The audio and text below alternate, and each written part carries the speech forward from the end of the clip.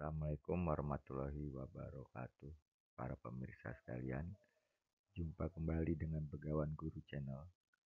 Kali ini kita akan membahas tentang kalimat tunggal dalam bahasa Indonesia.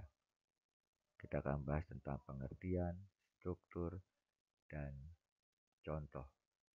Pemahaman yang kuat tentang kalimat tunggal adalah dasar untuk menguasai tata bahasa dan berkomunikasi secara efektif. Sebelum kita lanjut membahasnya, ada baiknya para pemirsa untuk berlangganan Begawan Guru Channel.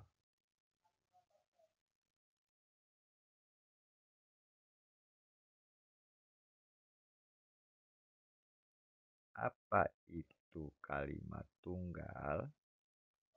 Kalimat tunggal adalah kalimat yang hanya memiliki satu pola unsur lengkap. Jadi hanya terdiri dari subjek dan predikat.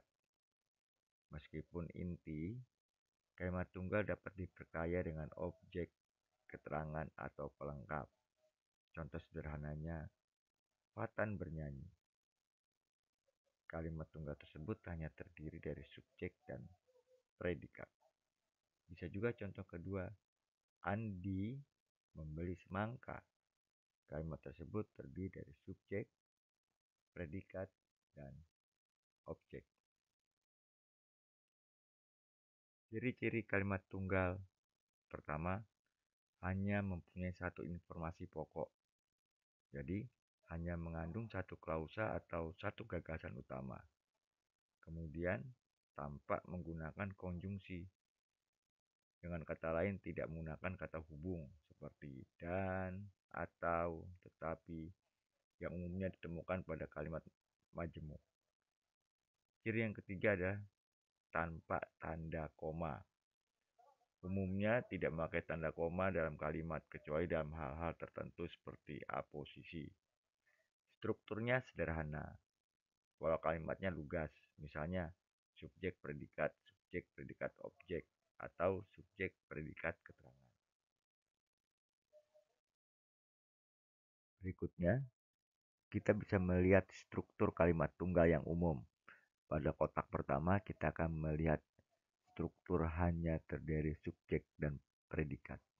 Contoh kalimatnya, ayah tidur. Pada kotak yang kedua, kotak bagian bawah sebelah kiri, polanya adalah subjek, predikat, dan keterangan.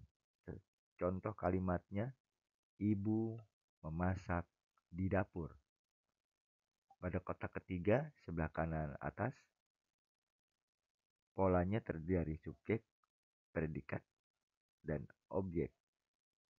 Contoh kalimatnya, kakak membuka jendela. Nah, sedangkan di kotak keempat, pola kalimatnya terdiri dari SPOK. Fikra mengunjungi rumah Azahra kemarin. Mengenal jenis-jenis kalimat tunggal. Yang pertama, kalimat nominal.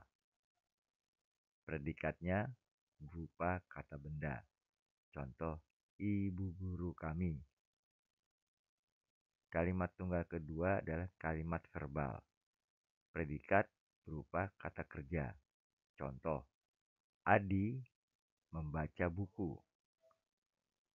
Contoh ketiga adalah kalimat adjektiva. Predikat berupa kata sifat. Contoh, rumah itu besar. Contoh keempat adalah kalimat preposisional. Predikat mengandung kata depan. Contoh, kucing tidur di sofa. Sedangkan yang kelima, kalimat numeral. Predikat berupa kata bilangan. Contoh, kakek memiliki 3 sapi. Contoh kalimat tunggal dalam konteks sehari-hari memegang peran penting dalam menjelaskan tindakan atau keadaan secara lugas. Nah, silakan bagi para pemirsa untuk membuat kalimat tunggal dari keempat gambar yang ada. Kalimat tunggal dan kalimat majemuk. Kalimat tunggal hanya terdiri dari satu klausa, kedua memiliki predikat utama, hanya menyampaikan satu informasi pokok, dan tidak menggunakan konjungsi antar klausa. Sedangkan kalimat majemuk mengandung dua klausa atau lebih, kemudian memiliki lebih dari satu predikat atau gabungan predikat. Kemudian menyampaikan dua informasi atau lebih. Kalimat majemuk menggunakan konjungsi seperti dan, ketika, karena untuk menghubungkan klausa. Contoh kalimat majemuk: ibu memasak dan ayah membaca koran. Mengapa penting memahami kalimat tunggal? Ada 3 alasannya. Pertama, komunikasi menjadi jelas. Dengan kalimat tunggal, memudahkan penyampaian pesan yang ringkas dan tidak ambigu. Alasan kedua adalah dasar pembentukan, fondasi utama untuk membangun kalimat-kalimat yang lebih kompleks. Alasan ketiga adalah keunggulan bahasa, esensial dalam meningkatkan kemampuan menulis dan berbicara dalam bahasa Indonesia. Tips membuat kalimat tunggal yang baik. Pertama, fokus pada satu ide. Setiap kalimat tunggal sebaiknya menyampaikan satu gagasan utama dalam menjaga kejelasan. Yang kedua, hindari konjungsi. Pastikan tidak ada kata hubung yang menggabungkan dua klausa. Tips ketiga, perhatikan struktur, subjek, dan predikat dalam kalimat sudah tepat dan lengkap atau belum. Keempat adalah contoh praktis. Siti belajar di perpustakaan. Polanya adalah subjek, predikat, dan keterangan. Kalimat tunggal adalah fondasi bahasa Indonesia yang sederhana, namun sangat efektif. Memahami ciri, struktur, dan jenisnya adalah kunci untuk berkomunikasi lebih jelas dan membangun fondasi tata bahasa yang lebih baik dan kuat. Mari kita terus berlatih kemampuan kita dalam berbahasa Indonesia yang baik dan benar.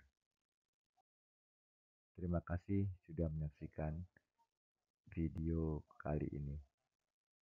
Semoga bermanfaat buat semuanya. Silakan untuk berlangganan Begawan Guru Channel untuk mendapatkan video-video pendidikan lainnya. Sampai jumpa pada video selanjutnya.